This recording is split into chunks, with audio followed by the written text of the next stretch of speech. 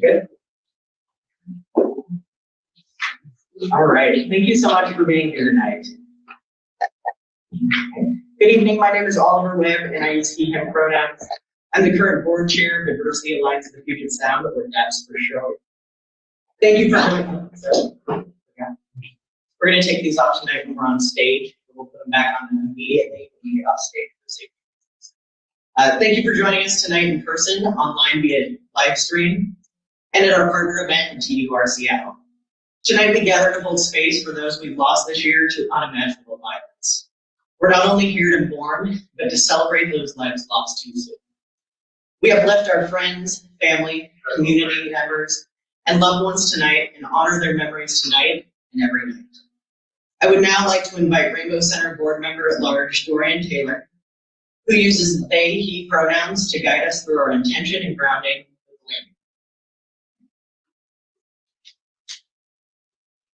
As we begin this gathering, I invite all present friends, family, and neighbors in Tacoma and Seattle to take a moment to center ourselves in this space, in this work together. We respectfully acknowledge that this event takes place on occupied post-Settlers land, and that our center is located on the lands of the Puyallup tribe. We pay respect to post-Settlers elders, past and present, and extend that respect to their descendants and to all indigenous people. To acknowledge this land is to recognize its longer history, and including the recognition that this land was not freely ceded to the settlers who claimed it and attempted to wipe out its clusters. It is to recognize these lands and waters and their significance for the peoples who lived and continue to live in this region, whose practices and spiritualities were and are tied to the land and the water, and whose lives continue to enrich and develop in relationship to the land, waters, and other inhabitants today. Take a deep, slow breath of gratitude for the land we occupy as we build our communities and the spirit of human being.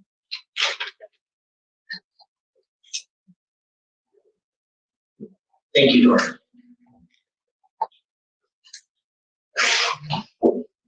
I am beyond lucky to serve with an amazing board, without whom events like this would not be possible. Thank you to my counterpart in Seattle, Astrid Pittman, who has spent countless hours with me planning and replanning for these events. Far too many sleepless nights, Zoom meetings, phone calls, emails, and hangouts that turned into shop talk. It has been an honor to have spent the last 3 out of 4 years on TUR Seattle. Next, the only reason I am standing, Board Secretary Skylar. She put so much time and effort into this organization, and this month has been incredibly difficult. Thank you for always going the extra mile, sometimes the. Thank you to our voting members for the heart and soul of DAPS, many of whom are split visioning the events tonight, volunteering in various capacities. You're the reason we do it. And thank you to our sponsors, Diversity Alliance of the Puget Sound, Rainbow Center, UW Tacoma Equity and Inclusion Center, PFLAG Tacoma, the Q Center at University of Washington, Human Rights Campaign Seattle, Cis Ally Trio, SeattleTransVisibility.org,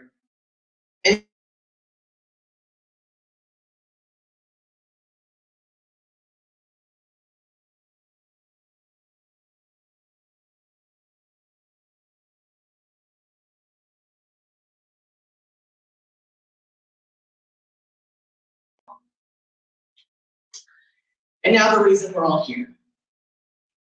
The Transgender Day of Remembrance was first observed in 1999, organized by Gwendolyn Ann Smith to memorialize the murder of Rita Hester.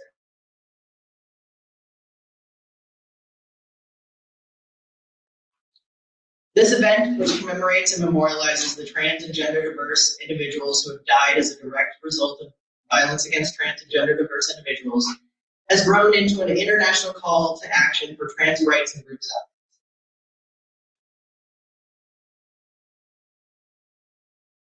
out. opportunity to fully contemplate how devastating those losses are. The annual event, which celebrates the lives of trans and gender diverse individuals lost, falls on November 20th each year and seeks to combat trans violence, stigma, and erasure. The most important function of Trans Day of Remembrance is to restore dignity, to change the narrative that has been written about our loved ones after a hate crime has occurred. Here are the statistics and other data that has been compiled to share with you regarding TUR.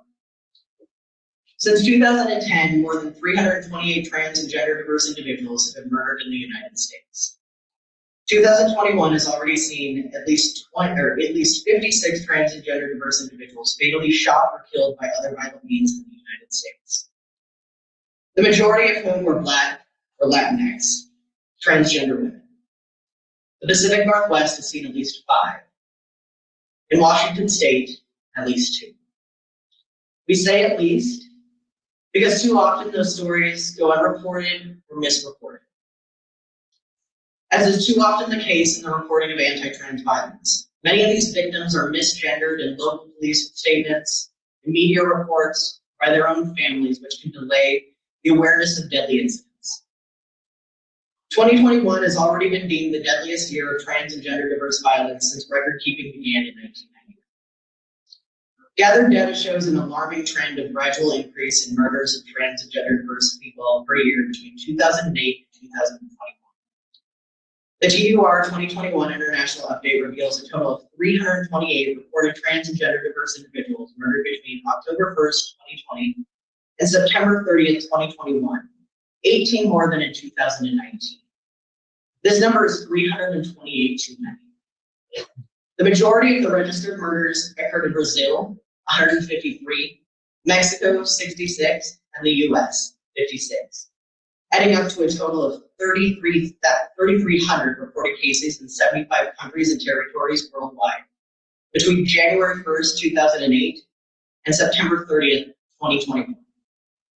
There are many more we will never know about because countries like Russia, Africa, Jamaica, Singapore, Vietnam, and Saudi Arabia do not report gender-based hate crime murders.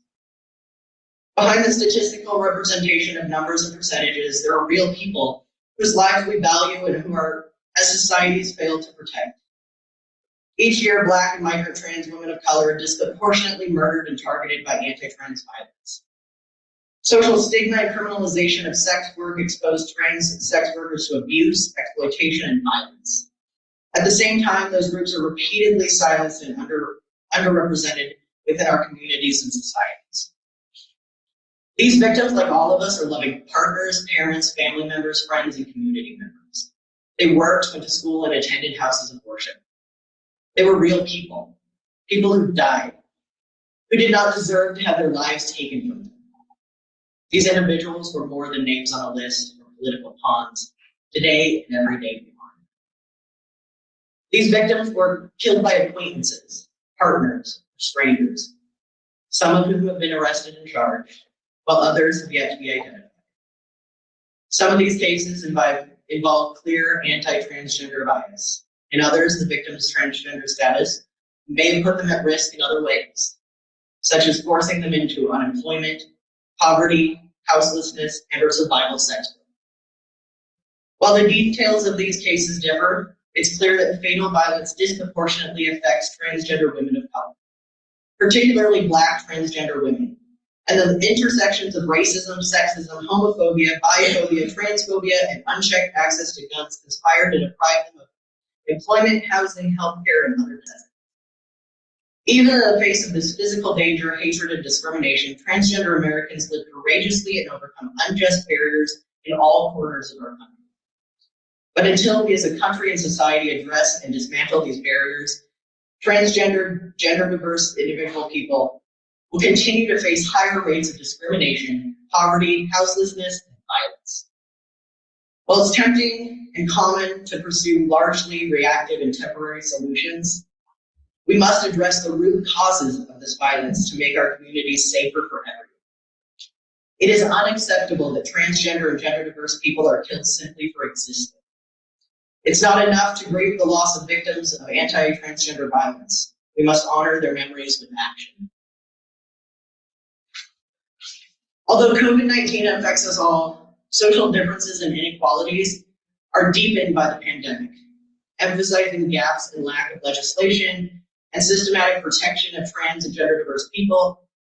The Trump administration was responsible for over 50 different policies, laws, revocations, and overturnings that directly and negatively impact the trans population, leaving them more vulnerable to systematic discrimination and abuse.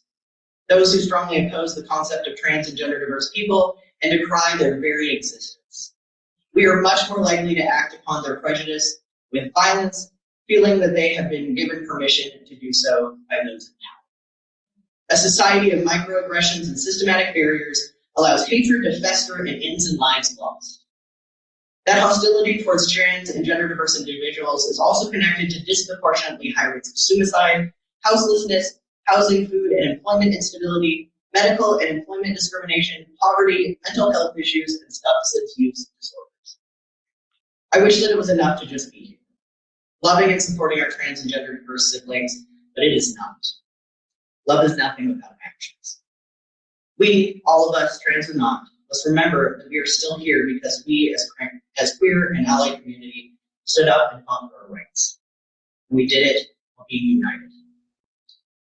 Even though we're here tonight to honor and remember those we lost, we're also here to honor and remember our resilience as a community, to look forward together with hope and pride, and to unite as one in the healing of our collective wounds. Our community is unbreakable because we stand together and stay true to who we are, no matter what. We must keep going. For all the other days of the year, I encourage you to evaluate the ways in which you can evaluate. For the ways you can support and empower our trans community members to live out loud. To each and every one of you, my trans and gender diverse siblings here tonight, thank you for being beautifully brave and resilient. You are valid and you are loved. To my fellow trans allies, outspoken, visible trans allies are more important now than ever. If you see or hear something anti-trans, speak up and speak out. Violence is a product of fear, and fear is a product of ignorance. We allies have an obligation to educate and lead by example to erase the ignorance, one person at a time, because silence equals death. I would like to now invite Ever Jones, who uses they, them pronouns from the UW Pride Pack, to begin our speaker introductions.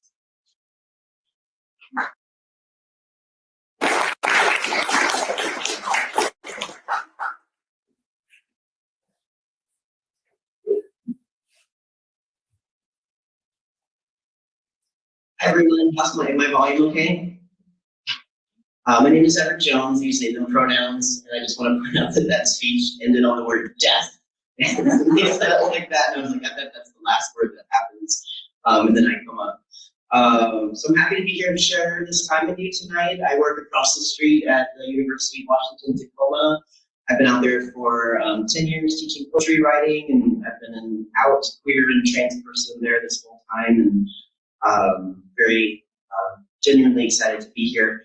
I have the great honor tonight of introducing our first speaker, Renee Raketty, who uses she, her pronouns, and what an esteemed and accomplished person. I want to share some of what we know about Renee. Renee is an accomplished journalist with 2 decades of experience and is also well known for her interviews, breaking news coverage, and feature stories. She also thinks of herself as a decent photojournalist and videographer. I did not write decent, I'm sure, but she's one.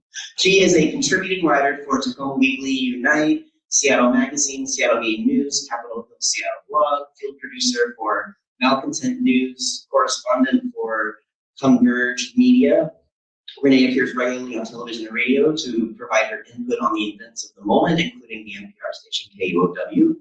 And she has appeared alongside reporter Essex Porter of Cairo TV and senior investigative editor Jonathan Martin of the Seattle Times on the highly acclaimed program Week in Review with Bill Radke.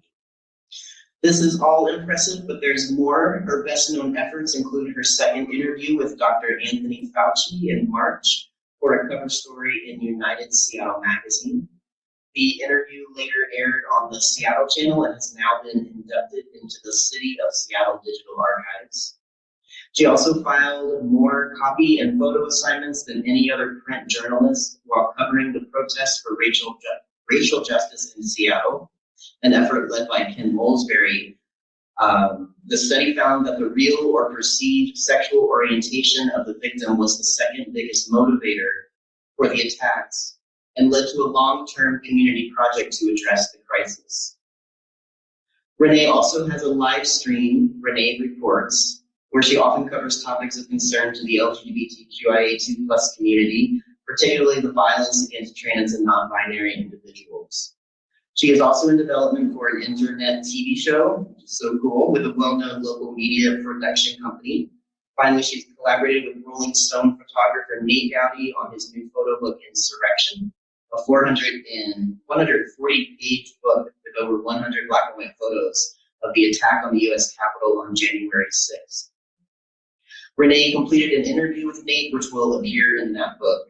Renee is proudly an out trans member of the Society of Professional Journalists and the National Lesbian and Gay Journalists Association. She is a frequent guest discussing issues facing the trans community and journalism. Please, please, please help me welcome Renee Raketty as our speaker.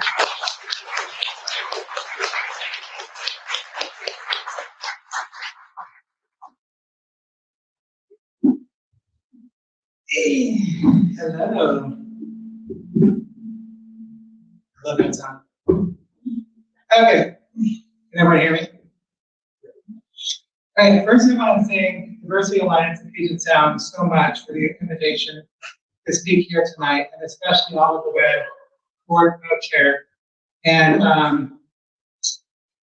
Astro Piven, board member at large, who's in Seattle today, for inviting me to the Transgender Day of Remembrance. As others may have noted, Transgender Day of Remembrance began in 1998 by trans advocate Gwendolyn Ann Smith as a vigil to honor Rita Hester, a transgender woman who was killed in Massachusetts that year. The vigil started as an annual tradition. As you have heard, I write for Tacoma Weekly. I don't know where to mic, I don't know what we're getting feedback. Let's take one. That's even worse. Okay, let's just go with it. As you may have heard, I write for Tacoma Weekly among many other publications. My editor, Matt Nagel, asked me to let you know he's here in spirit. The Weekly, Tacoma's only community newspaper, is very welcoming of the trans community and all people. As a gay man, he makes sure of that. He said, the publisher John and I grieve those losses too, and want everyone to know that respect and love for people of all genders is part of who we are as people and as a newspaper. We're very proud of you, are part of us too, Renee, for sure. Thank you very much, Matt. I recognize that I'm one of only a few trans journalists here in the Seattle market. And of course, there's really not enough of us nationwide. The truth is, if we are not telling our stories, other people are. And too often, those stories include learned bias and misinformation about our lives. While I'm just here living, being, and writing, I use whatever platform I have to examine limiting ideas of gender, sexuality, isms, phobias, and fears that separate humankind. Because I find if I don't do it, no one will. The city of Tacoma officially acknowledged Transgender Day of Remembrance this year with a proclamation and raised the transgender flag on city property. The flag, which is composed of 5 horizontal stripes, 2 blue, 2 pink, 1 white in the middle, will fly at half-staff through the weekend. KNKX, the Tacoma News Tribune, King 5 and others were there at Mendover Park near City Hall on Friday for the flag raising. Absent from the stories was the point-counterpoint nonsense about being trans.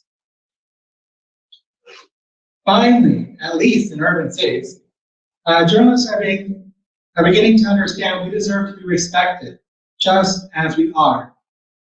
On Tuesday, Mayor Victoria Woodards read a proclamation during a Tacoma City Council meeting, making today, November 20th, Transgender Day of Remembrance in Tacoma.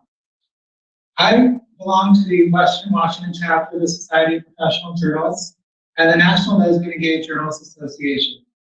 Both have made inroads in including transgender and non-binary individuals in their membership and advising journalists to use inclusive language and to accurately report on our community.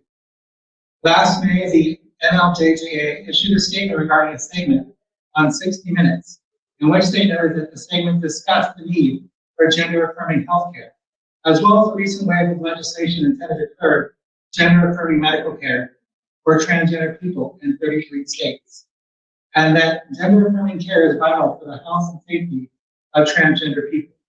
And guidance from leading medical experts and associations tells us that discussions of detransitioning must be decoupled from the bills moving through the state legislatures. A number of medical associations have released statements condemning legislation that restricts access to gender-affirming care, including the American Medical Association and the American Psychiatric Association, the NLJJA said. I'm tired of reading stories or watching news segments that include comments from non-medical and anti-LGBT organizations or individuals.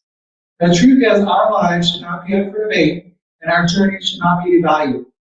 Those of us in the media have a great impact on the perception of the trans community. The results of these stories can make or break public perception.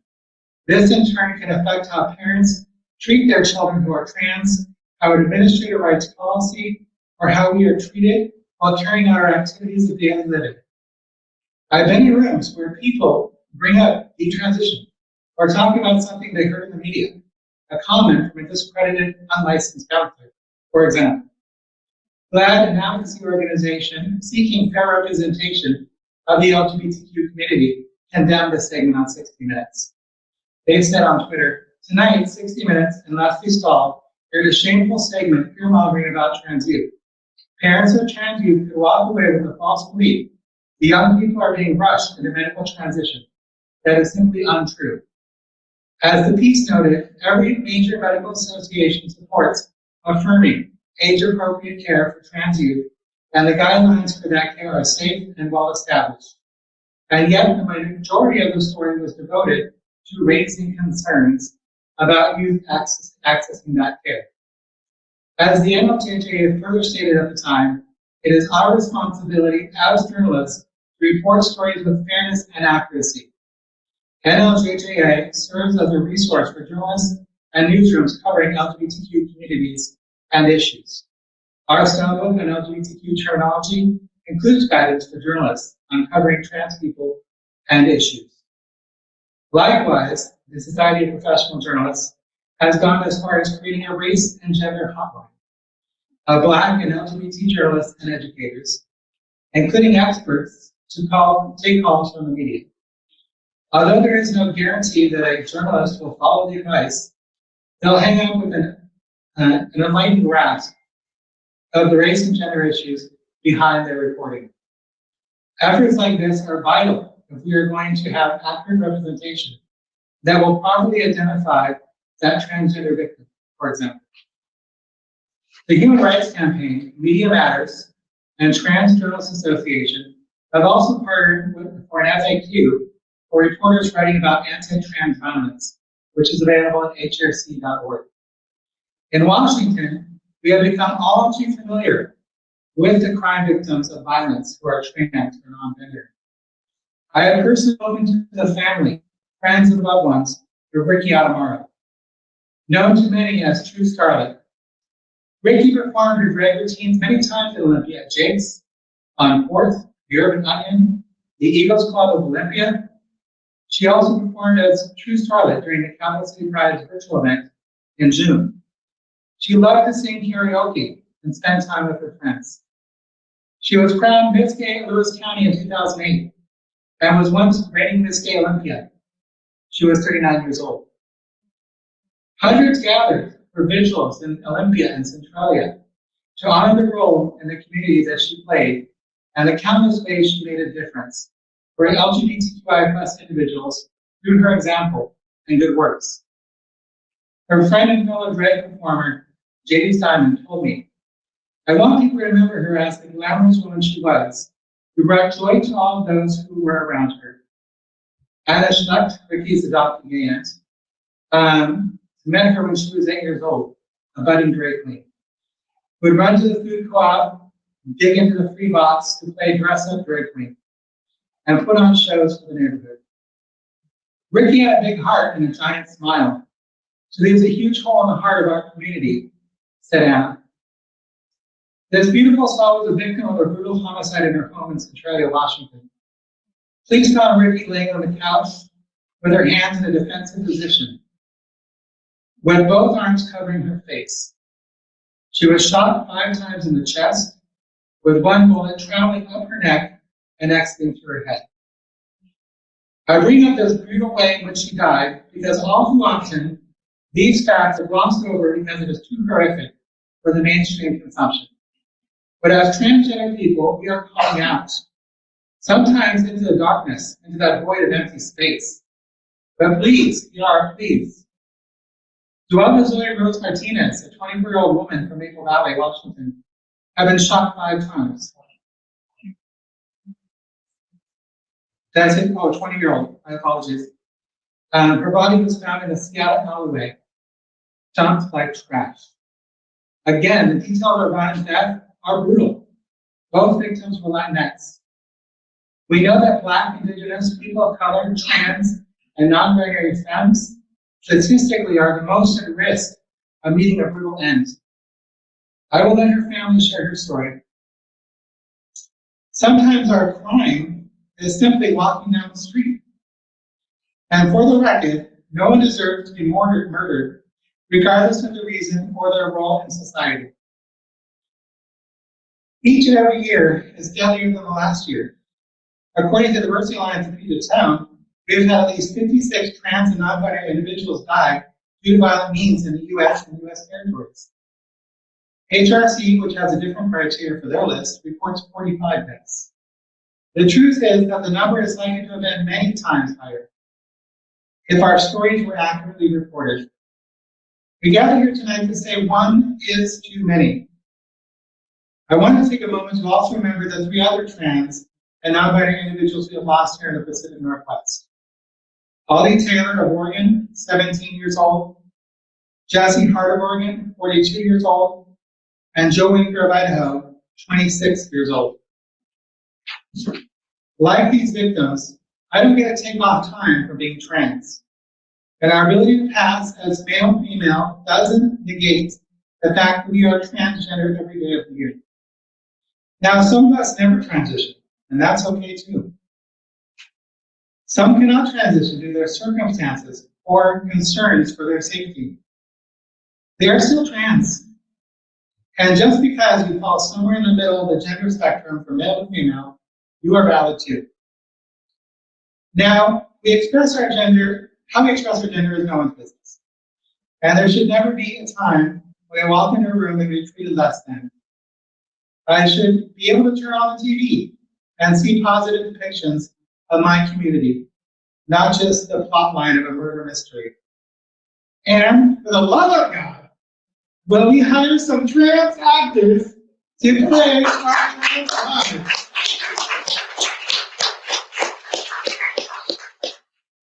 We are journalists, doctors, and more recently, elected officials. And it's the big house. Thank you. A little nervous. I apologize. Let's see. We are trans people have suffered great indignities, historically and unfortunately still to this day. Until recently, we had to choose between male and female on our driver's license or ID. Finally, we get a passport that will accurately identify us. The act of changing our name and our gender is a major and costly undertaking. Getting informed and adequate medical care remains to be a major obstacle. I myself have had to explain basic principles of hormone replacement therapy and give my medical providers a trans 101 talk during my actual appointment. I'm proud to say my primary care provider took the initiative and attended a weekend training about the trans community.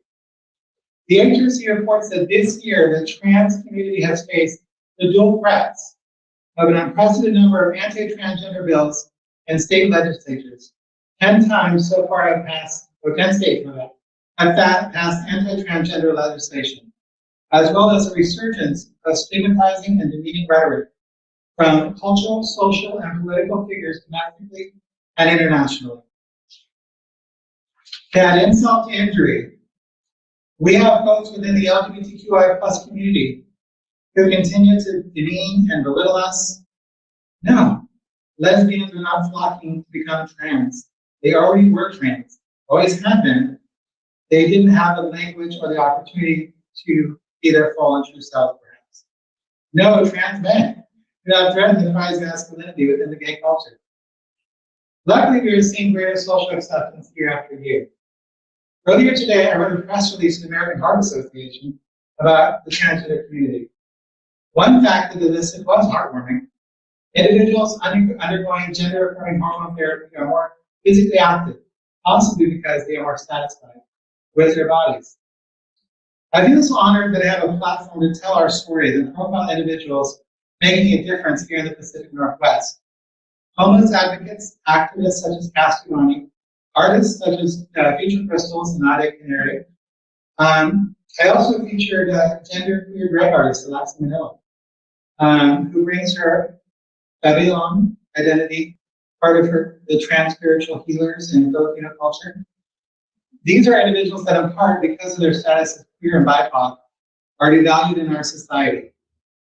I love the fact that we have Transgender Awareness Week, Trans Day of Remembrance, and Trans Day of Visibility. But those efforts are not enough. We can't, from our position as a minority in America, do enough or make great social changes without our allies. While it is important that our liberation be led by us and the voices that are uplifted include ours, the only way to end the slaughter of our sisters, brothers, and a variety of other identities is through action from our allies. We cannot do it alone. Your silence is literally killing us. As they said during the AIDS activism in the early 90s, silence equals death. If there is one thing I want our allies watching to understand, it is that while we appreciate you standing with us to memorialize, honor those lost, and by doing so, raising awareness about the crisis of crimes against the trans and non-binary community, you are the change makers we seek. Use your body, voices, and resources, time or money, and use your influence in any way you can. If you're a school administrator, create gender-neutral bathrooms or changing facilities for those that desire it. If you're a doctor, make sure you educate yourself on our medical needs and hang inclusive signage in your office or clinic. If you're a politician, fight like hell to defeat the onslaught of anti-trans bills that seek to legislate us into the shadows, and use your position to ensure we have equal rights to enjoy the life, liberty, and pursuit of happiness guaranteed to us under the Declaration of Independence. The Center for Transgender Equality released their list of 52 things you can do for transgender equality on their website and created a poster. The list includes ideas for action that you can take at a local level. Some will be challenging, some will be simple. All are effective ideas and thoughts to help you get started. Some are things you can do on your own, while others are ideas for local groups to work on. NCTE said, we hope that you will take on projects that spark your interest and meet a need in your community so we work together for equality for all people. Now, I was going to read this list, just kidding, I wasn't going to read this list. It is 52. But I want to make sure all of our allies and the trans community leave here with something to do today. Because it's going to take action on all parts to address the crisis of violence against the trans and non-binary community. I like the first one, which is take a trans person to lunch. You know, let me have my calendar as an opening. Invite your mayor or other elected official to address a trans group or town meeting. Create and publicize a calendar of local events and encourage people to attend them. Let's see. We also have support the Day of Silence, and we have a great Gay Lesbians for Education Network Washington State here. This is WA.org, check that out. That is their project. We also have, tennis flag meeting. They're there for the children, basically if you're a parent, family friend of someone who's trans, lesbian, gay, sexual, transgender, questioning for your sex, then you can attend those meetings and get support. Collaborate with another group on a community project or social event. Plan to come out and actually come out Day, October 11th. Support programs for youth. The Hour of Future. Know your rights if you're stopped by the police. This is an important one, especially if you're trans, black, or indigenous. Respond to alerts and other organizations because being an ally to others ensure that they'll be an ally to you when the time comes. And I like this one. Make a New Year's resolution for transgender equality. Absolutely. The truth is, to end violence against trans and non-binary individuals will take a village. I'm sure you heard that one before. But it is true. It requires that journalists like myself work to get it right. It requires allies to use their voices, bodies, and resources. It requires all of us to take action in order to achieve change. Likewise, next year will be the deadliest, next year will be the deadliest year, and 2023 will be even deadlier. The statistics will not change until our society, its institutions, and our government all work together to address this crisis. Again, thank you, Diversity Alliance of Puget Sound, all of you in attendance, and all of you watching at home. This event is a good step toward creating a beautiful future where everyone is valued regardless of gender. Thank you.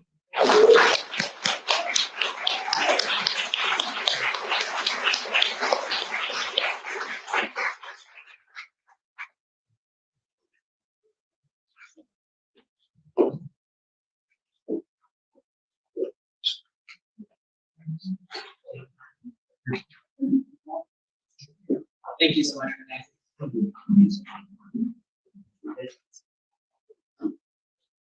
And Madam Speaker Jenkins, you snuck in. I didn't get to say hi. Thank you so much for being here.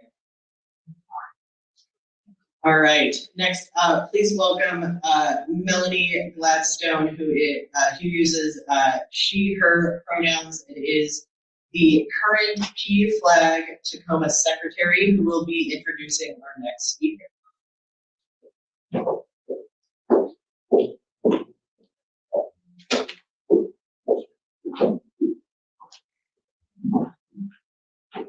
For the past 9 years, Sephora Commorato has worked as an accomplished chef and active member of the recovery community.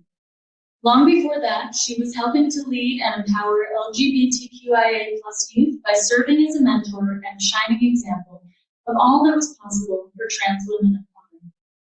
Since the pandemic, she has not only continued to assist and uplift many young and vulnerable populations, but she has single-handedly overhauled and improved the way that people who are experiencing homelessness are cared for by serving as the executive chef and acting director of food services for local Seattle charities and homeless shelters. She has overcome poverty, adversity, racial discrimination, addiction, and homelessness to embody what is possible for all people when you stay true to your passions and dedicate yourself to living your best life in affirmation of who you are. She is supported by her family and a circle of friends that is ever widening thanks to the support that she provides to every life that she touches. Sephora Commorato.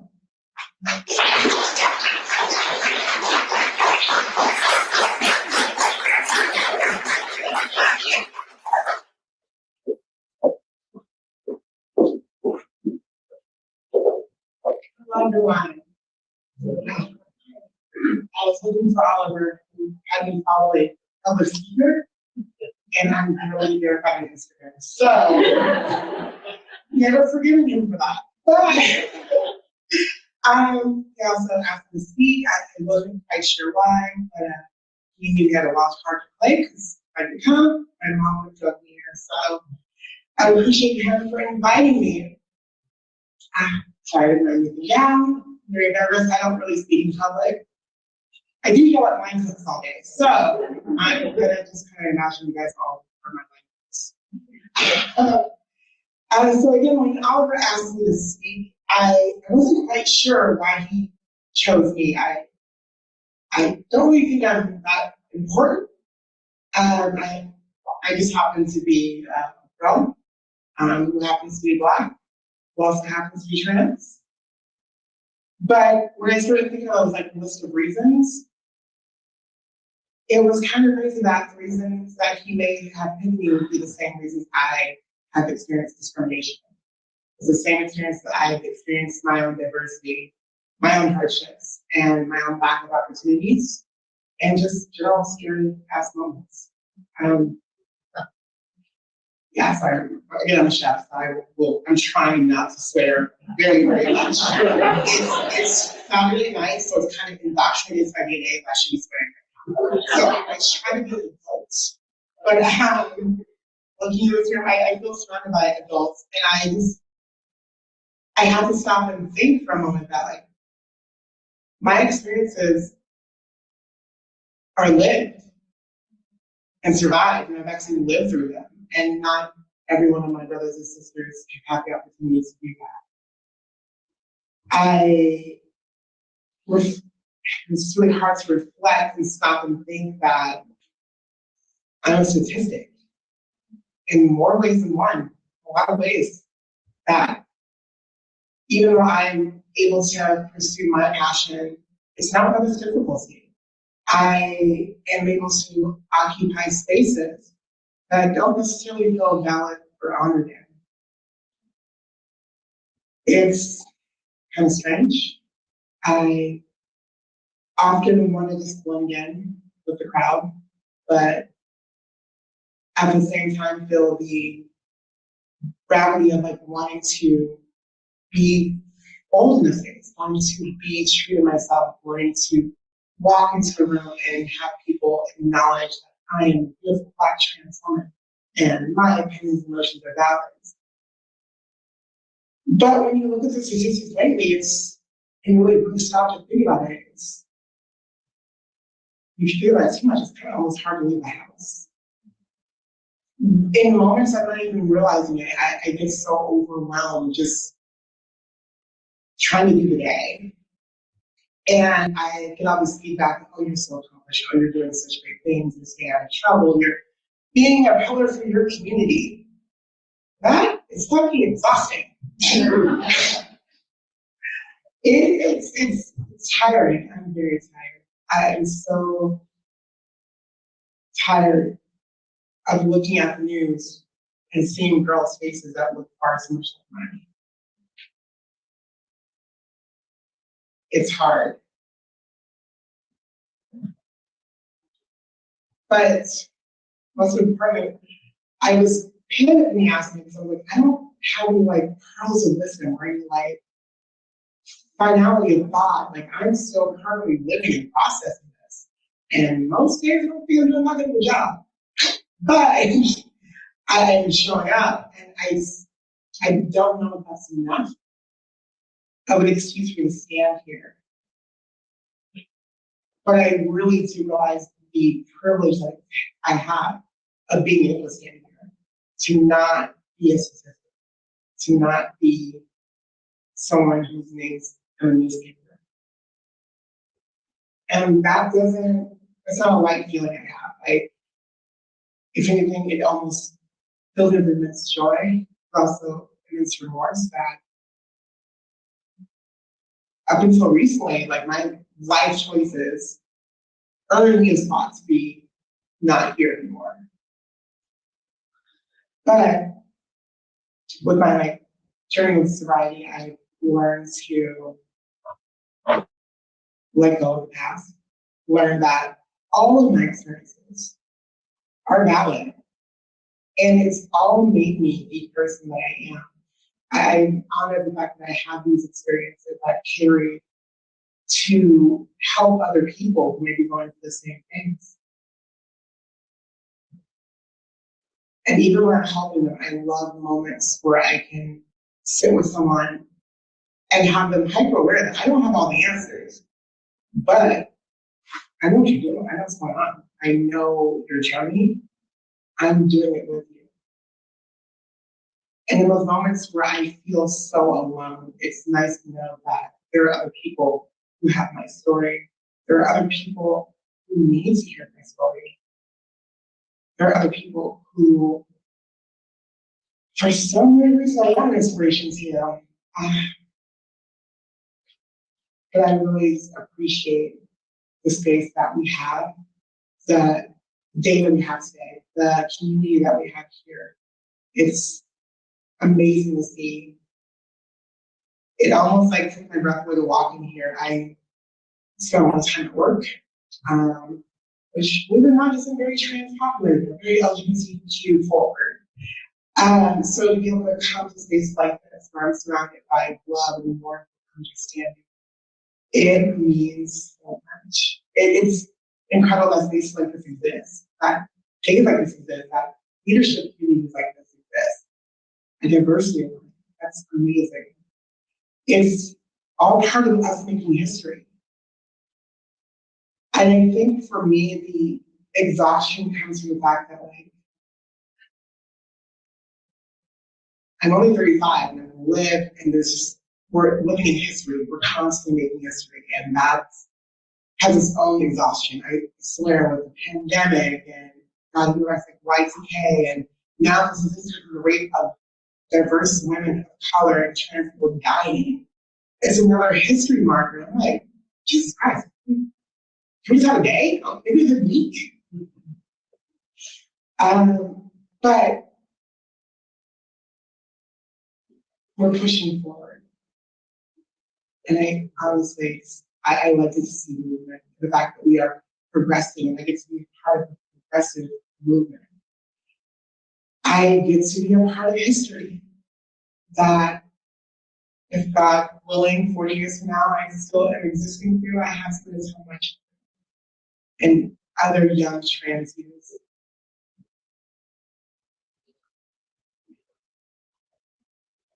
Sorry, I already cried while peeling lashes. So this piece of my mom. This is the whole story over here. So I'm trying to hold this together. If you guys are my life, so we're crying. But again, I'm honored to be here. I'm honored to be a Black trans woman of color who is a living testament to perseverance. You know, so actually, I'm gonna give you guys about myself. I'm so shitty at like talking and gassing myself up. I let my face keep talking, but I really appreciate this moment. Thank you guys so much for listening to me. I really appreciate you being here. And thank you, most importantly, for spreading love and awareness. Thank you guys.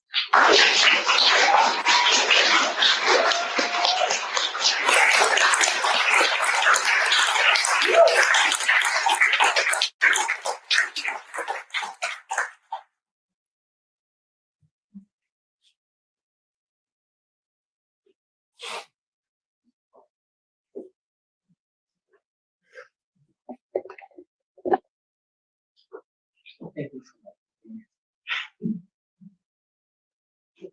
All right.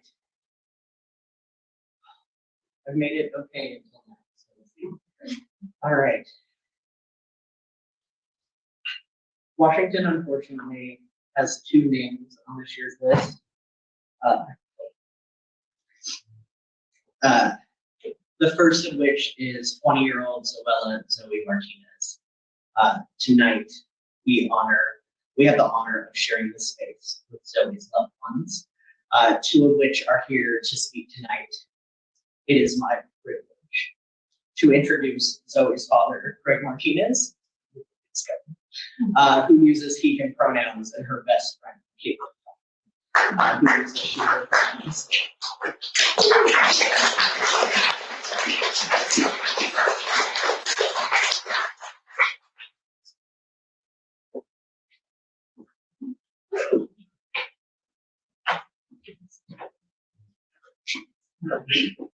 Thank you all.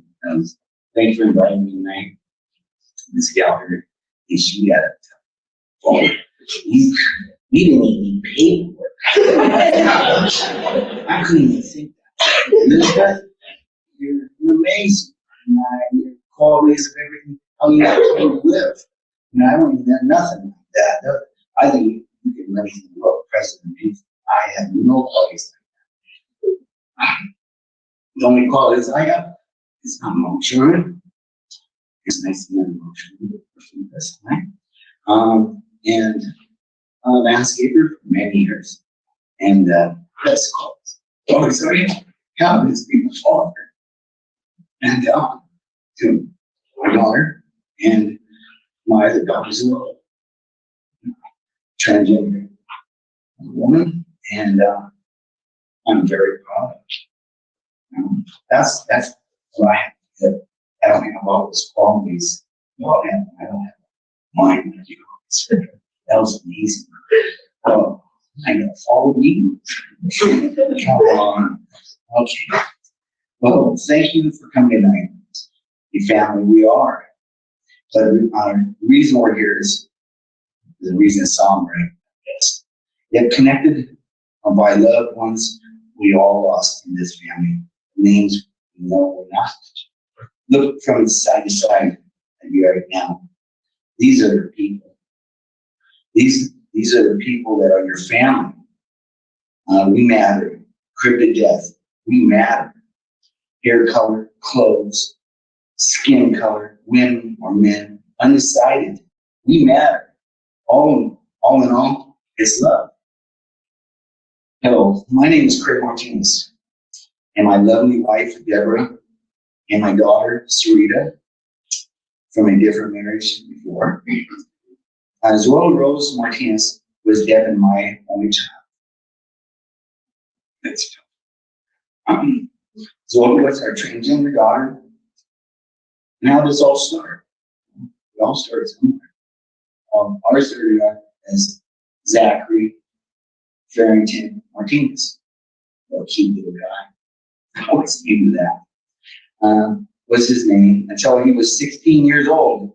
Now he was one of the best baseball players on the teams he played on. 4 times he was voted best player. He was in Taekwondo. They called him the Bull. He took down his opponents just fast. It was incredible. But at 16 years old, he said his mother and me, quote, "I've been your son for the last 16 years. I'll be your daughter for the next 16 years. To me, I'm 60 years old. I kind of came from a different generation, maybe a lot of younger. Right? All I thought was, what the holy? Where did it go wrong? Like it was something we caused. What does this mean? I had no idea. Transgender was not even in our vocabulary for Deb and I. Deb started looking online, and we're that good at the computer. She started looking online and explained to me what was going on. Time went by, and we were trying to grasp this concept. Time to change his name to her name at a court in Auburn, to Zoey Rose Martinez. And the judge made Zoey turn to us and thank us both. Because she, the judge, maybe just maybe would see one parent, but 2 parents. She even asked, "Who are you?" Like he was like, she just got a girl. And told Zoey to thank us because of how rare it was to have 1 parent, but 2, they're backing her. And she didn't at first, only after the judge asked if we both supported her. But it was really nice. It was a good day. And it was our turning of the page. Boy or girl, this was our baby. We loved her. But for me, Zoey used more hairspray than my wife did. After a while, the only reason I wished she'd stay a boy was because it saved me a lot more money. I'll tell you, you gals are expensive. I guess Deb and me, our transition really started was when Deb got Zoey a surprise. I was in the living room, and she told me she was going to do a surprise. The first bra, and Zoey cried. Cried because she was now knew her mom accepted her for this transition. I just thought, this kid sure cries a lot. And Deb explained what happened. My thought was, no dude would cry over a bra. This must be a chick. Okay, coming out. And Zola was a confident in who she was. She had everything, everyone to come to an Aztec next restaurant of the year. The whole family to come out and stood up and told everyone.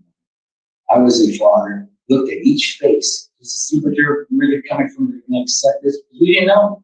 You know, my dad was like 85 years old, transgender. Maybe there's something we want at dinner. So so the reactions didn't matter. So I was just proud of her. I knew who she was. The loss. The loss of Zoella to a brutal murder. 6 shots. Bang, bang, bang, bang, bang, bang. This is what goes through our heads now. The words from my wife's, the day they found her in that alley, she's gone. It's killed.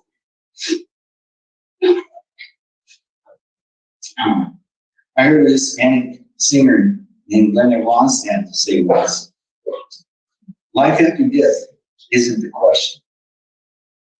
It's the life before death. So how are you going to do it? How are you going to live? Oh, that was pretty good. For our daughter as well, those questions won't be answered. Our love has been murdered. Our rainbow, the pot is gone. Who was Zoella? My little lawyer. She had to be right. She used past disputes, conversations against me to make her win this discussion. She was smart. Yes, Zoella was smarter than me, but not wiser. To everyday life and what could happen to people in situations over money, and that's why we're here tonight. Zoella was, I believe, the 38th and the 42nd murder or less, our loss of a transgender this year, and that was on September 1st. What is the countdown? We found out it's not good. Yes, our family is under attack. I try to tell Zoella many stories to relate to things she was going through, but at 20, you a lot of times don't know. I do. In many situations I've been in, and I made the right decisions to get out of it. On this occasion, Zoella did, and it cost her and our lives. It's not just Zoella like you out there. Let this be Zoella's story to you. Don't do business alone. Don't. Keep it public. Let your friends be seen with you coming to them. If you have to talk alone, your friends can sit at a table nearby. No excuses. You don't have a friend? Call your mom. It's just somebody else being there. Not going to have likely to take you out. No excuses. Nothing is worth your life. You don't just die, your family dies. We're family. Look next to you. Every one of us. When you go, it takes part of our whole foundation out. We love you all. Everyone. We're your family. Call some. Have somebody friends. Look around here. Stick together or we die. What? Stick together or we die. What? Stick together or we die. That's the bottom line. 2 minutes or less. That was my daughter made a mistake. 2 minutes. Why? Because Zoella didn't stick together, and now you'll never meet a very caring person, and and we lived through it. Now it's good. But everyone here in this family will only know as number 30 in 2020. Thank you. But I'd like to share one last thing, a poem I wrote, which was my feelings after her. To Zoey, life goes on, don't it? But not how you expect it, or would like it. And how would you dream, how you dreamed it? Like you would have shared it? Looking back does not change it. Family can't help you calm agony of the loss of it. Sleep only fakes the reality of it. Dreaming of the loss just makes you hear and see it. Crying, sweating, hoping, imagining. Life, love, God. Pain, forgetting, remembering the future. Morning comes, solitude is your only light. My wife and I will never see the justice. Why, how come, could I? Just words of it. Life goes on, but does it? Bedtime just means a new start of it. One day we'll live with it. Life goes on. To our lovely child, Zoey Martinez, you are the one of the reasons life was worth it. What? Stick together or die alone. Take somebody with you. Don't go alone. Okay.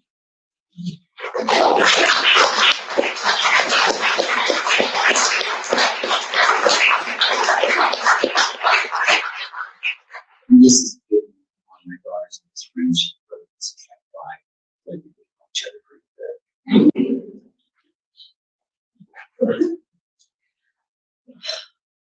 This is going to be very hard for me. After the loss of Zoey Rose, I didn't know what to say. She had been my most loyal friend for 15 years. I don't think anybody my age can say that. At least not everybody. So today I'm just going to tell you the story about kind of my experience with Zoey and my version of how I watched her. So I don't really know how to start this or really what to say. I honestly pulled this together very last minute, so I wasn't able to put this together, this speech together and help me lead or too thought out. So I'm just going to give you a small glimpse into my experience of what getting to know Zoey was like. I was 6 years old when I first met Zoey. Only she wasn't Zoey. She was that. I had just moved into town with my mom and met him on one of the last few weeks of first grade. The last few, his smile drew me in, and even though I was 6, I knew that he was someone who wasn't going to leave my side. Fast forward a few years when I turned 12. It was the year that it's the year that I underwent 3 different surgeries that resulted in complete hearing loss in my left ear. Zach was always there. He always helped me out or supported me when I was in the hospital. He had a company while I was home from school for a couple of weeks after the surgeries. I remember after my full recovery telling Zach thank you for being my friend. His exact words for me were, "You're my best friend." Well, actually, really, you're my sister. I will always be here for you because I know you would do the same for me. Those words stayed with me for a very, very long time. Another fast forward to when we hit 14. That was the year I remember Zach finally telling me he was gay. He was terrified to tell me, but when he said those words to me, all I could do was hug him. Thank you for trusting me, and I love you with all the same. And me and Mom pretty much knew it already. I told him, and I laughed as I continued to tell him how we knew. A little story and background behind that is when me and Zach were young, I had these things called Polly Pockets, which I think a lot of you know what those are. And I had a plethora of Poppin' Polly Pockets, Barbies, anything like that. And one day we were at my house, we were spending the night that night, and we were playing in my room, and all of a sudden I wanted to go outside because it was raining. I loved the outdoors. I wanted to always play outdoors, especially with a very large yard that we had. But instead, I asked Zach if he wanted to go, and he said, "No, I'll stay here and play with your toys. You can go outside and do the boy stuff." I tried to beg him to come outside with me. It didn't work. We ended up playing Polly Pockets for the rest of the day. And from then on, it was never really outside. It was more playing with the Barbies or Polly Pockets or video games. So, a year later, at age 15, Zoey came to me and I knew she had another important thing to tell me. I kind of already knew what he was going to say because this was the first day I remember him wearing girls' clothes. This was the first or last day I would ever be seen, or I had ever seen Zach. The first day I met Z or Zoey. Over that next year, I watched Zach turn into who we called Z. This was the slow transition from Zach to Zoey fully coming to life. I, at this point, was already calling her Zoey because for so long over Xbox voice chats, she would have me insist me call her Zoey instead of Zach. So the name transition wasn't really hard for me like it was for some others. I watched Z slowly accumulate women's clothes and actually aided in helping her find a style that she liked most, making sure she felt as beautiful and comfortable as possible until finally her 16th birthday. On June 5th or 6th, can't really remember, she announced to her whole family and I that from that day forward, she was Zoey, and anyone who disapproved would no longer have contact with her or her family. Finally, my butterfly, which is what I used to call her, emerged from her cocoon. I had never been more proud of her. A few months later, I got to attend her name change at the courthouse. During the process of trying to make a full name for Zoey, Debbie and Zoey looked to me and asked me about what I thought would be good. I thought for a really long time before I said anything about it. Zoella Rose Martinez. To me, it felt like Zoey wouldn't have thought it was, or to me, it felt like Zoey would have thought it was too basic. But when I said it aloud, she immediately wrote down the name on her name change form, and then hugged me. I will never forget that moment. I forever and will forever be honored in helping choose her name for her. Over the next 4 years, up until her death, we went through a lot of ups and downs. She had lost herself for a while. She felt she didn't belong in this world after having what she thought were her friends stabbed her in the back. I had also lost my four-year-old nephew during this time. When the darkest points fell upon us, all her and I could do was be there for each other. Since then, we grew strong as sisters. Our bond grew, and I thought it was going to grow more and more until we grew and had two great children. Unfortunately, as we are here today, that dream of mine did not come true. It has only been 2 months and 19 days since she was murdered. And I think I can speak for anyone who has gone through this before. This is the worst kind of loss you as a human could ever feel. And I personally wish the pain of this loss was already gone. On the other hand, if we didn't feel this pain and loss, we wouldn't be human. But we are. We feel this grief, this pain, because we truly lost someone we cared about. I lost my sister. I lost my sister, my most loyal, kind, courageous best friend, to someone who they thought could play God. And no matter how much I wish I could turn back time and bring her back, I can't. Which is why I'm standing here today. Because she may not be here to tell her own story, but I will forever stand here and tell her story for myself alongside her family. Zoey was incredibly loved and accepted by so many people. She always wanted to make friends with complete strangers and was always upfront with you. She never sugarcoated anything, mostly because she sucked at sugarcoating things. She was also a terrible liar. At least to me, she was. I always knew when she had me lie or when she knew I was right about something, she would always roll her eyes. It was her signature. That was, honest to God, her signature. But most of all, she was an amazing friend and family. I wish she could have experienced life more. She was 2 weeks away from completing her transition before she passed. 2 weeks away from finally becoming the woman she felt she needed to be. Wherever she is now, though, she is finally the woman she wants to be. She's watching over not only me, but her other close friends, and especially her family. Not only that, especially her mom. Zoey, we miss you, and we stand here to honor you and anyone else who has been through the same thing. To anybody else who has experienced loss like this, or to anybody else who feels the same exact pain, or has been through something similar, I am with you. I will forever be an ally to the LGBTQI community, and I myself am actually a part of that.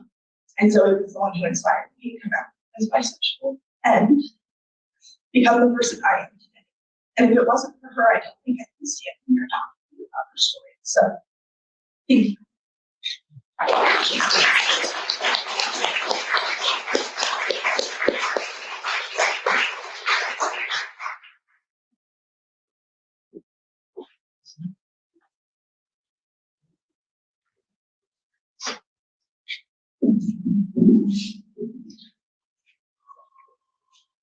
All right, let's all take a breath. All right, thank you so much, Craig. Thank you. It has been an honor to get to know your family these past couple months. I wish it were under better circumstances, and I'm so sorry for this. Thank you so much for all of our speakers tonight and taking your time out to be here. We are honored to have heard your stories after you have been here and speak with us tonight.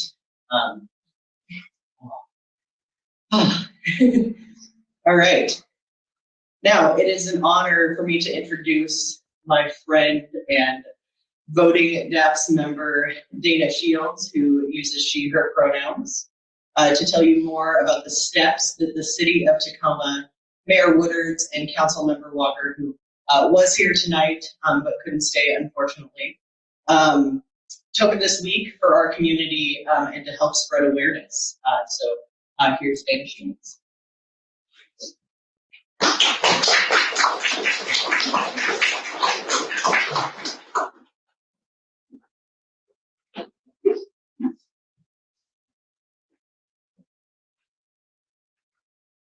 Hi, I'd like to first start off with it's okay.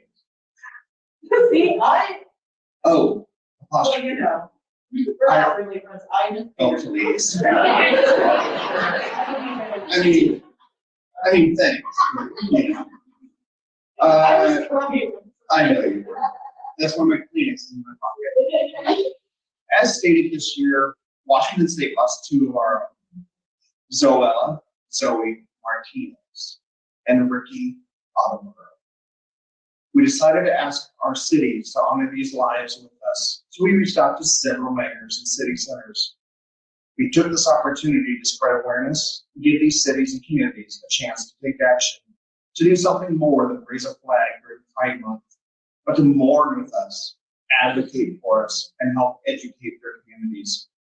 This year, Mayor Woodards, and the city of Tacoma took up that challenge by proclaiming today the first annual Transgender Day Remembrance in Tacoma and raising the trans flag to half-mast on the municipal building and public utilities building yesterday. Our flag will fly until Monday morning. Here's some footage from those events. Moving on to proclamations, recognitions, presentations, and announcements, I would like to invite Oliver Webb, Board Chair, Fran Rourke, Voting Member, and Sky Locke, secretary from the Diversity Alliance of the Puget Sound, to appear on screen as I have the honor of reading this proclamation. Whereas Transgender Day of Remembrance was founded by a small group in 1999 to memorialize the still unsolved murder of Black transgender women, Rita Hester in Allston, Massachusetts. And whereas Tacoma joins in solidarity with over 200 cities in 21 countries across the world who observe Transgender Day of Remembrance. And whereas Transgender Day of Remembrance is a day in which the trans and gender diverse communities mourns and celebrates the lives of those lost each year at the hands of violence. And whereas this day is a reminder of the shared responsibility our community has to our trans and gender diverse friends, family, and neighbors to continue to support them, help educate the public, fight for change, and eliminate hate-filled violence.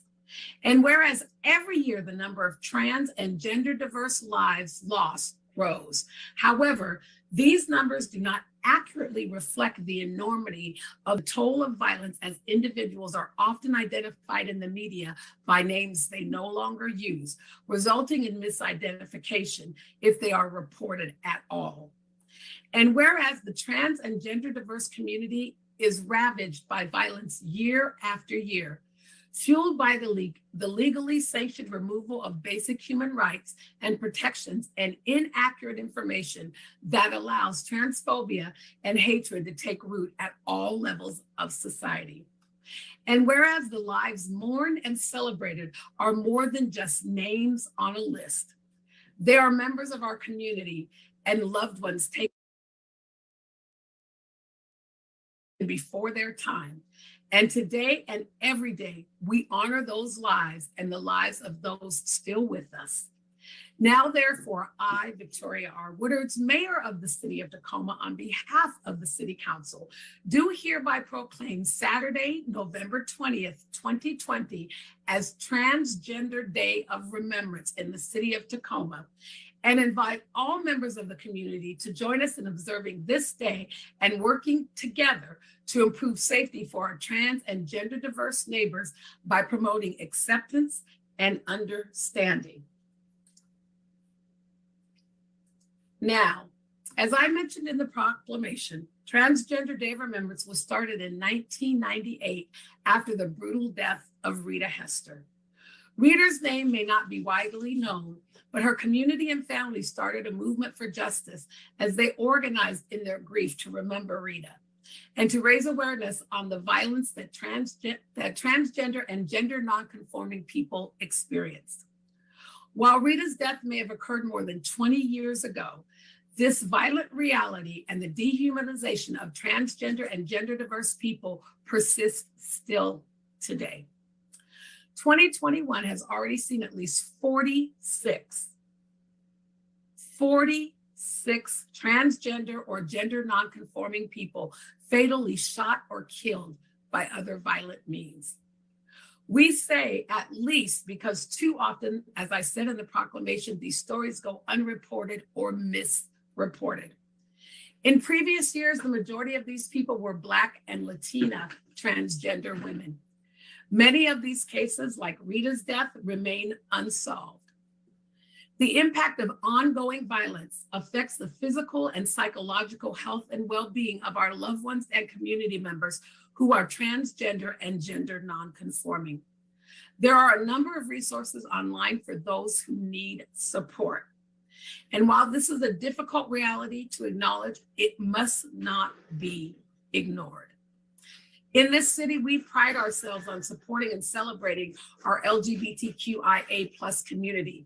And that means not just celebrating with them, but recognizing their challenges and hardships, such as those who we are acknowledging today. That is why Tacoma, the reading of this proclamation is historic, although a long overdue first. It is a recognition of our continued commitment to the larger work of promoting understanding and acceptance for our transgender and gender diverse friends, family, and neighbors. I personally want to thank the Diversity Alliance of Puget Sound for being here this evening and for being our partners in a flag raising commemorating this important day. Everyone is invited to the flag raising of the transgender flag to half mast at 11 a.m. on Friday, November 19th at Ben Gilbert Park, adjacent to the Tacoma Municipal Building.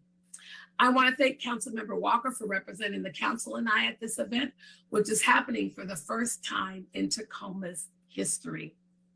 The flag will remain at half-mast over the weekend for all who wish to spend a moment honoring those people who we lost over this last year and in the past. Looking ahead, city employees can also mark their calendars and join the Queer Collective Affinity Group on March 31st, 2022 to honor Transgender Day of Visibility, where we celebrate the joys and triumphs of our transgender and gender diverse community. I'd now like to take this opportunity to call on Oliver to say a few words. Oliver?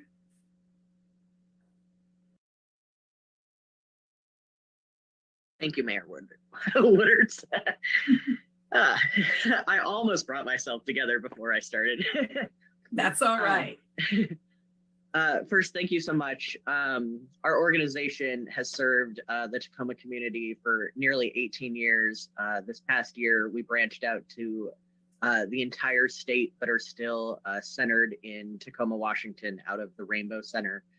So this means a lot to us to partner with you for this week and this month and for this day specifically.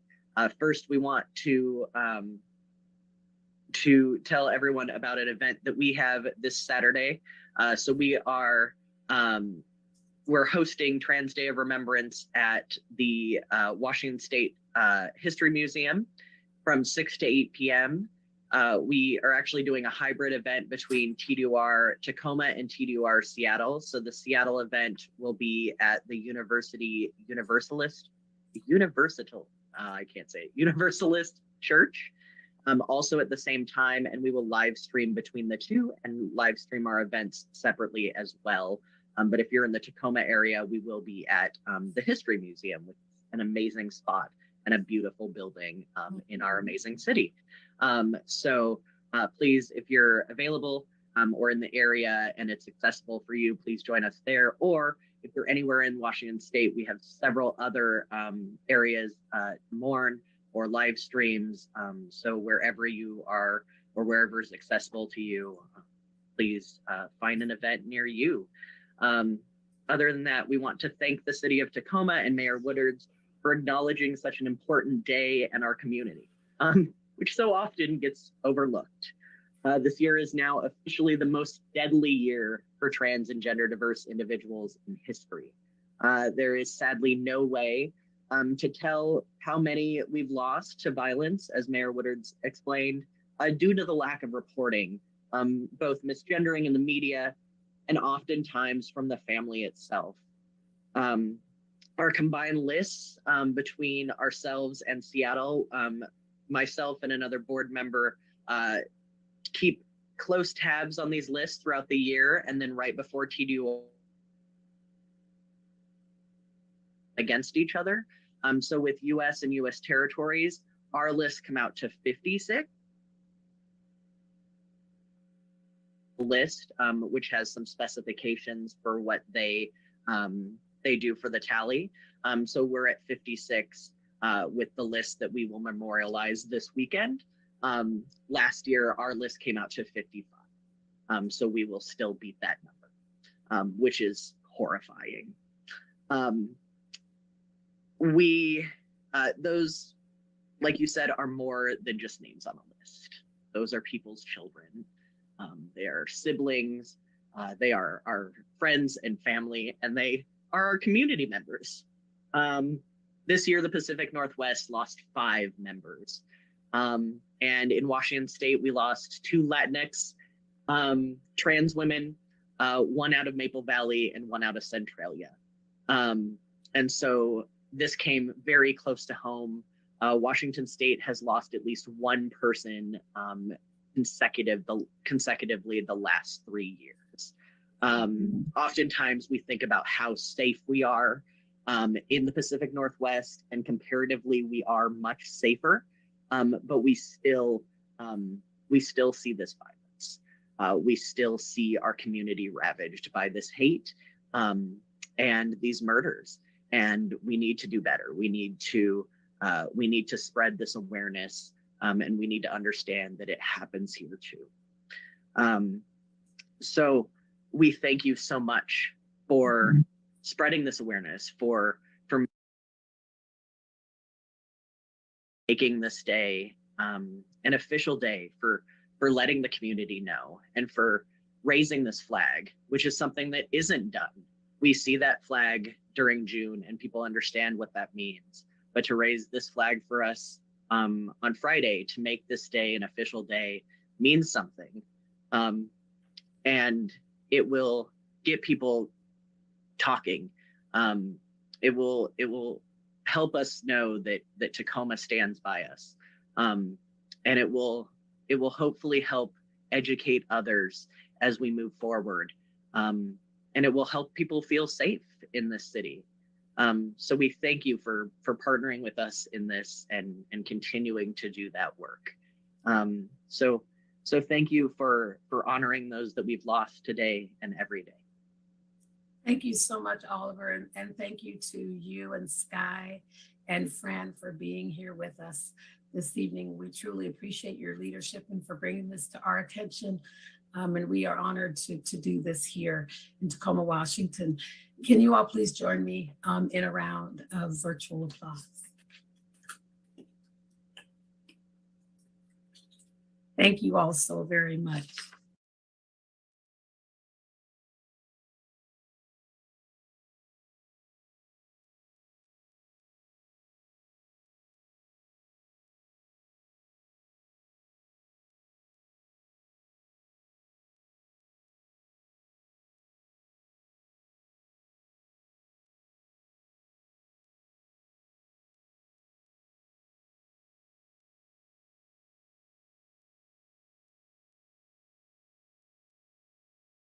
To us. And I've lost my place. That was basically just a slideshow of me crying. All of those pictures, the news got all of it. We have like, me and Astro hugging, all sorts of things. I'm a crier. Everyone on my board is a crier. So it's like a drop of a hat. I'm like, today's agenda. All right, so. Again, thank you so much for being here. Thank you so much. And now it is my honor to introduce to you my other half on the board, on the DAP's executive board. So, Board Secretary Sky Locke, who uses she, her pronouns, and she's going to finish up the show with us. I believe we're about to head outside. So, Sky Locke.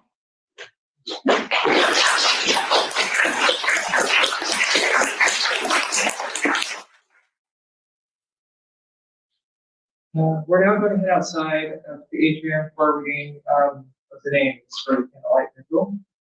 Please make sure to take a candle on your way out, and a flame will be passed around once everyone is outside.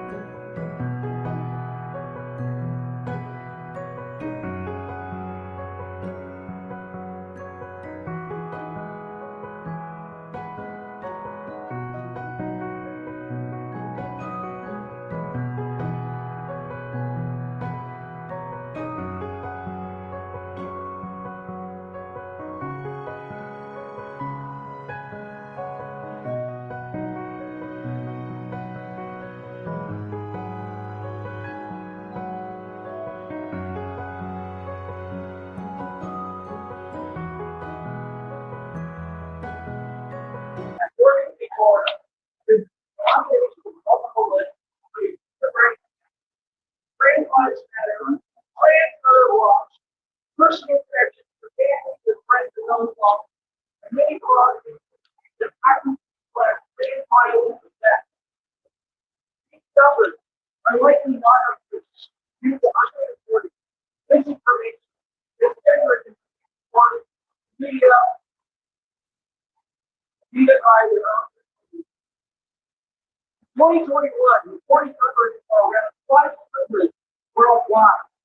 However, these numbers do not account for the systemic abuses and social stigma that perpetuate hate and put trans and every person individual in danger. Trans anniversary is created to celebrate the lives of those who have suffered violent death as a result of transphobia.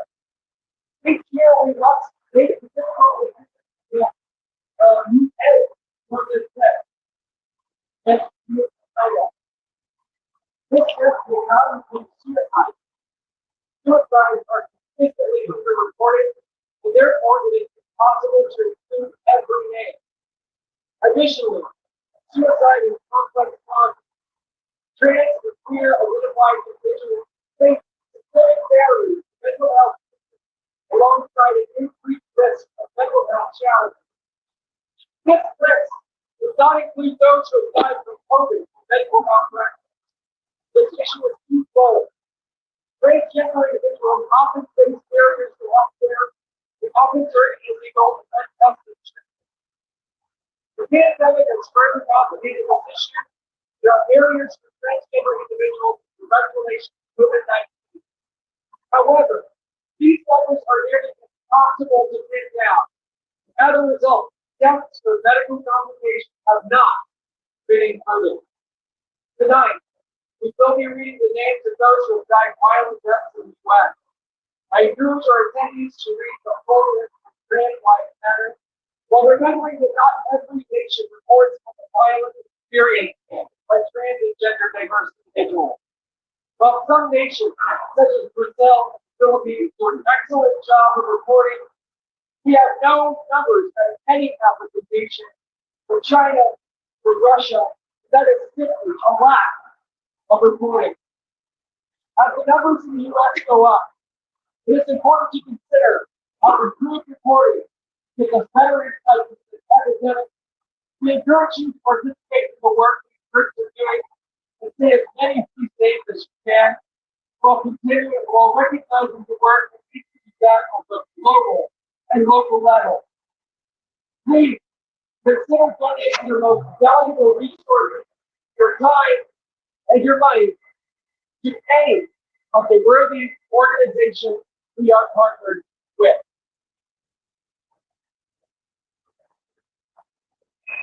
So now within the reading of the meeting, I want to warn you that we will be discussing how each one of them passed away.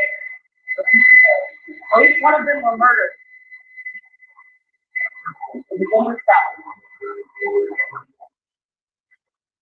Donald P., age 20, November 4th, 2020, Liberty City, Miami, Florida. Tyler was shot on 4th November, but due to mismemory and decade, her murder was not reported until over 2 weeks later. Family, Melissa Armstrong, age 39, November 12th, 2020, Lithonia, Georgia. Peggy was found dead with a gunshot wound in a hotel room. Police did not absolutely admitted that lady. Her death was not reported until several weeks later. Asia, Renee Raketty, age 22, November 20th, 2020. Houston, Texas. Asia was found in the street with multiple gunshot wounds on Friday, 20th November, 2020. Police suspect she was killed elsewhere and her body found. Kimberly Gallo, age 55, November 22nd, 2020, San Jose, California. Kimberly was one of 5 people stabbed in an attack at a shelter when she volunteered. Jay Misha Smith, Shay Shay, age 30, November 23rd, 2020, Richmond, Virginia. Shay Nisha was found by police in a crashed vehicle. She had a gunshot wound and died at the scene. Courtney Shay P, age 25, December 25th, 2020, Chicago, Illinois. Courtney was found unresponsive on the side of the street after being shot on Christmas Day. She died at the Alexandria Winchester, age 24, December 26th, 2020, the Bronx, New York. Alexandria was shot dead on Boxing Day. 3 days later, an arrest was made in connection with the murder, but a motive has not been released. Bonaire Black, Bonnie, age 18, December 31st, 2020, Atlanta, Georgia. Bonnie was found lying under a blanket on the third floor of a parking garage. Atlanta police said there were no signs of foul play, but witnesses claimed she was killed during an argument.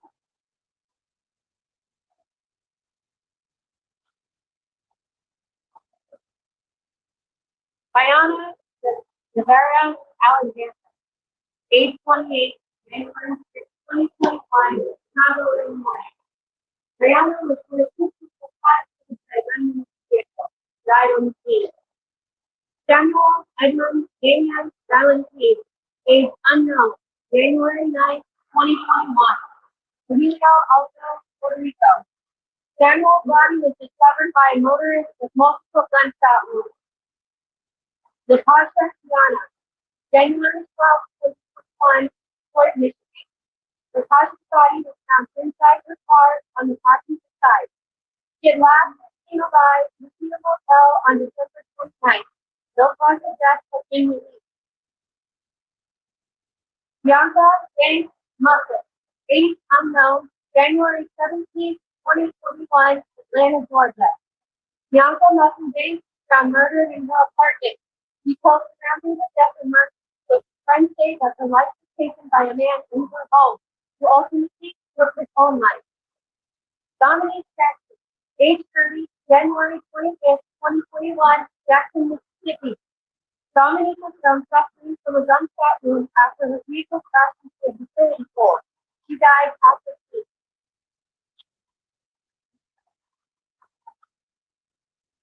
Vicky Barron, age 21, 28 January 2021, Baton Rouge, Louisiana. Vicky was shot by her boyfriend, who has been charged with her murder. Alexis Braxton, Icon Braxton, age 45, February 4th, 2021, Miami, Florida. Alexis' body was found in an apartment building on the night of February 4th, Thursday. Miami police are investigating her death as a homicide. China Carlo, age 24, February 18, 2021, New Burlington, Pennsylvania. China died in house arrest being attacked in the backyard of a residential building. According to the police, they responded to a call at a home where they found the suspect beating a woman with a blunt instrument, who they asked to stop right before opening fire.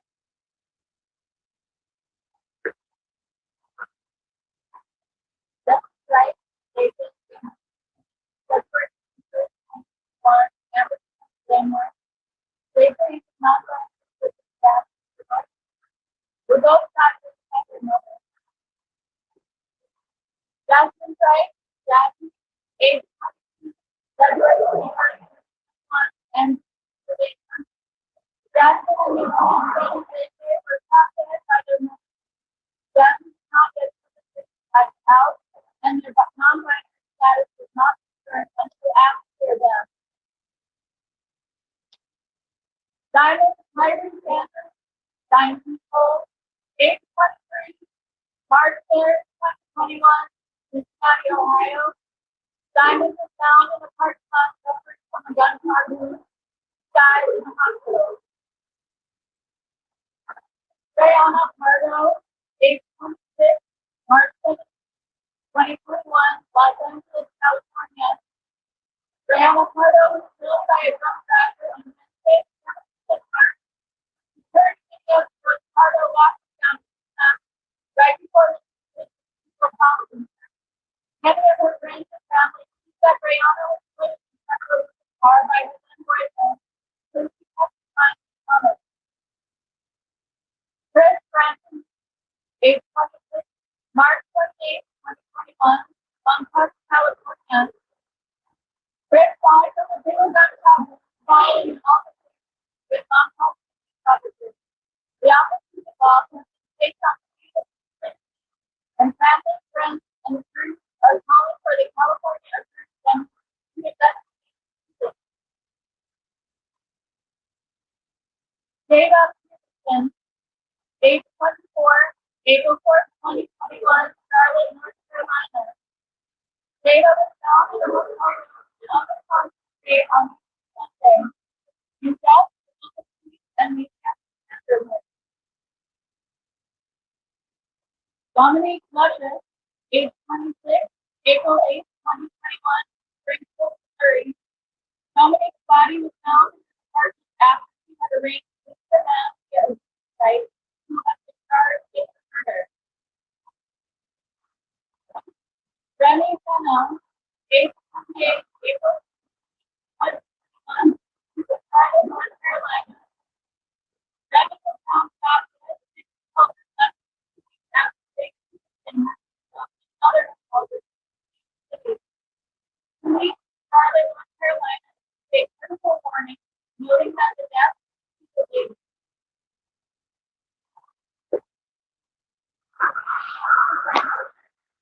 Sierra Banks, age 24, April 21st, 2021, Chicago, Illinois. Sierra was shot in her vehicle, was pronounced dead after. Natalia Lopez, age 24, April 23rd, 2021, San Jose, California. Natalia was murdered. Her boyfriend was taken into custody. Iris Santos, age 22, April 23rd, 2021, Houston, Texas. Iris was shot while sitting outside the restaurant in the car. She died in the hospital.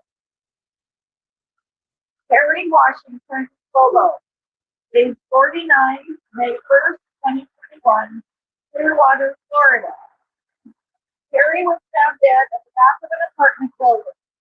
Local reports many of the misgenders and used a different spelling of the first name did not offer other details about her death.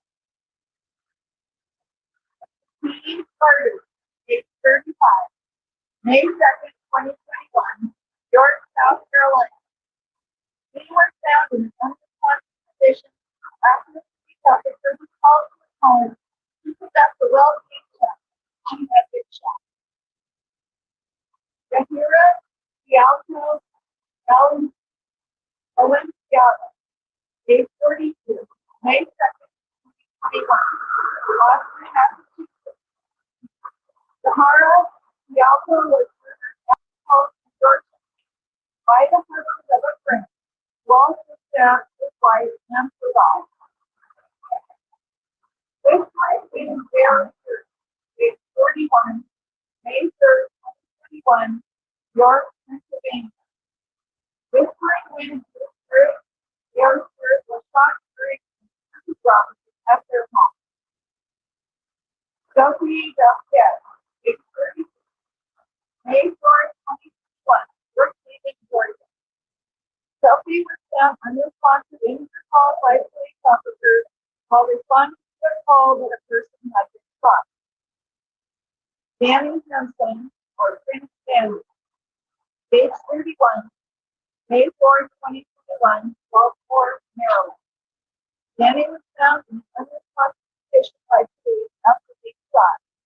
Danny, who also went by Prince Daniel, was in early stages of transition. Francis family believes he was shot by someone related.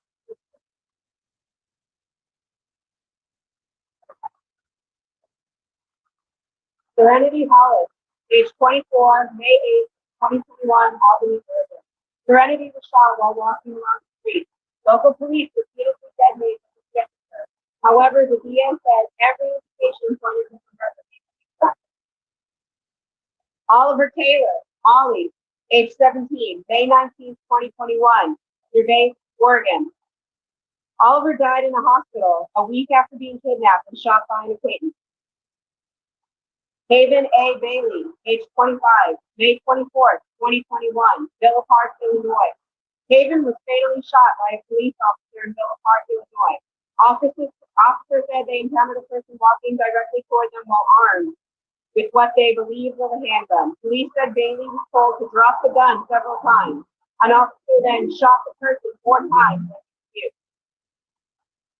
Poe Black, Oliver Jackson, Ethan, Tommy, age 21, May 26, 2021, Slab City, California. Poe was reportedly stabbed and his body dumped in the canal. Also known by the names Oliver Jackson, Ethan, or Tommy by his family, was transgender from Spirit Office. Casey Wilson, age unknown, May 30th, 2021, Washington, D.C. Casey was reportedly murdered in Southeast Washington, D.C. No other details are known.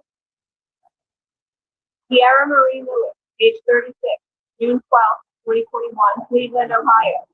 Kiara Marie died in a hospital from a gunshot wound on 12th of June.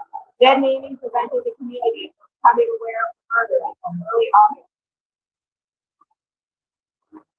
Nova Rue Watson, DJ Boynton, age 23, June 14th, 2021, Lynchburg, Virginia.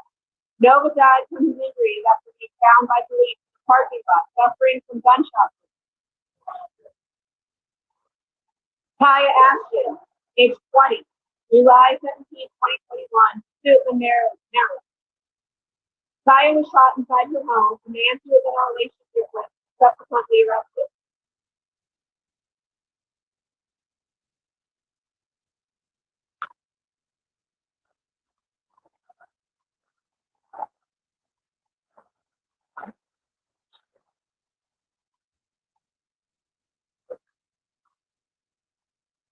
Shay Vanderpump, age 23, July 30th, 2021, Trenton, New Jersey. Shay was shot in the face while trying to defend someone else. Her killer was arrested the following day. Coco Chanel Wortham, age 44, August 7th, 2021, Dallas, Texas. Coco was found with gunshot wounds after police responded to reports of a shooting at a homeless encampment. Sue Johnson, Kaitlyn, Noah, age 25, August 23rd, 2021, Freeport, Louisiana. Sue was a makeup artist who also went by the name of Kaitlyn Noah. She was found shot dead in a car parked behind a home in a suburban neighborhood. Zoey Martinez, Zoey, age 20, September 1st, 2021, Seattle, Washington. Zoey's body was found in an alley in the Spinning Ridge neighborhood after being kidnapped in Maple Valley. A suspect is in custody, and the cause of death has not been released. Oh, sorry, I changed it. The cause of death, she was shot 5 times. 6 times. Was it police? She was shot 6 times. The final bullet went straight through her body. Dasani Monet Smith, age 23, September 6, 2021, Dalton, Illinois. Dasani was found in a hotel room by police responding to reports of a shooting. She was pronounced dead in the hospital an hour later. Brianna Ulmer, Brianna Hamilton, age 25, September 17, 2021, Chicago, Illinois. Brianna was shot in the head in the early hours on Friday, September 17th, and died in a hospital. Pierre Laprie Cartier, age 21, September 30th, 2021, Arlington, Texas. Pierre was found in her car suffering from a gunshot wound. She died in the hospital. Royal Political Star, age 26, October 2nd, 2021, Miami Gardens, Florida. Poetical was shot inside her vehicle late on the morning of Saturday, the 2nd of October, as a result of police misgendering her murder did not come to light until nearly 2 weeks later. Mel Robert Grove, age 25, October 11th, 2021, Jackson, Mississippi. Mel died in a hospital soon after driving himself there while suffering from multiple gunshots. Kiva Scatter, age 34, October 15th, 2021, Baton Rouge, Louisiana. Kiva's body was found in a field with a gunshot. Jesse Hart, age 42, October 17th, 2021, James, Oregon. Jesse's body was found in the woods outside the town of Maine, 25 miles west of Portland. Detectives suspect foul play and believe he died at least 2 weeks earlier. Joe Akers, age 26, October 25th, 2021, Boise, Idaho.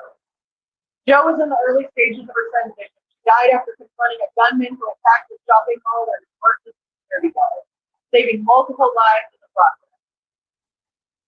Ricky Otomuro, Drew Scarlett, age 29, October 31st, 2021, Australia, Washington. Ricky was shot at least 5 times by her boyfriend. Her body was found on their sofa next to their 6-year-old son, who survived the attack.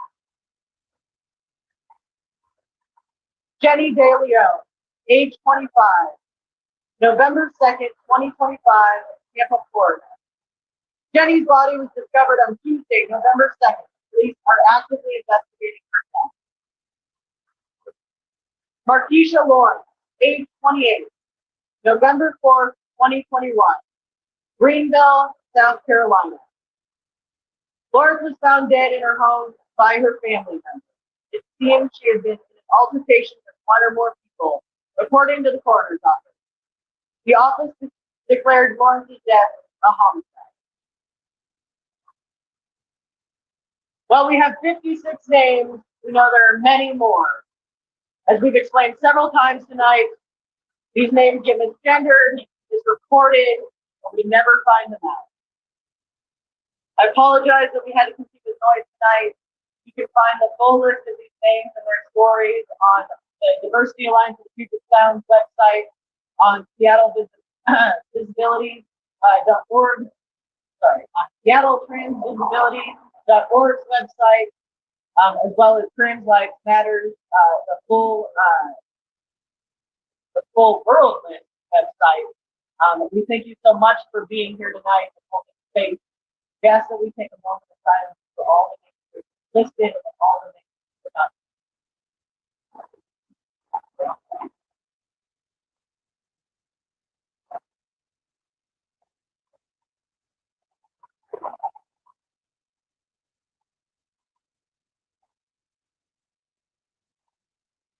Thank you so much. Going to a wonderful evening inside. Please feel free to retreat. Have a wonderful night. Thank